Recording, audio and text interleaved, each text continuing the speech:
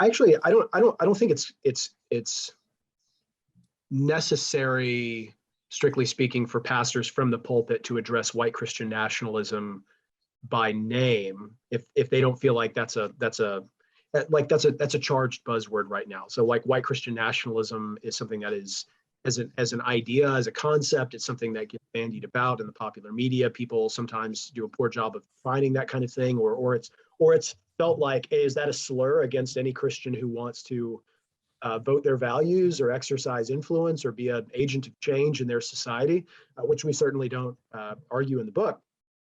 But I think what they could do is, I think from the pulpit, I think from their position of influence, is to draw a distinction between what is authentic Christianity that is.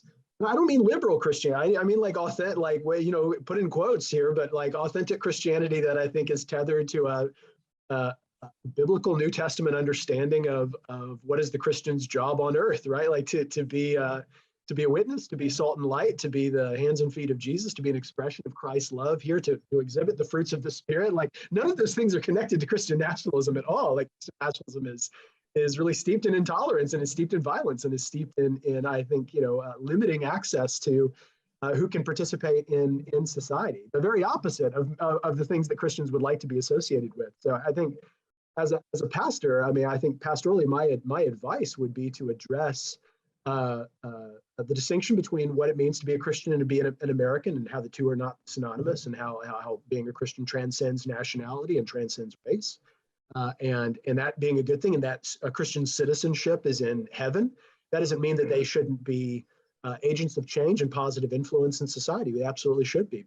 But how do those values correspond with really the sacred creeds of what are Americans as citizens committed to legal equality, full civic participation, that we all have legal rights, natural rights even.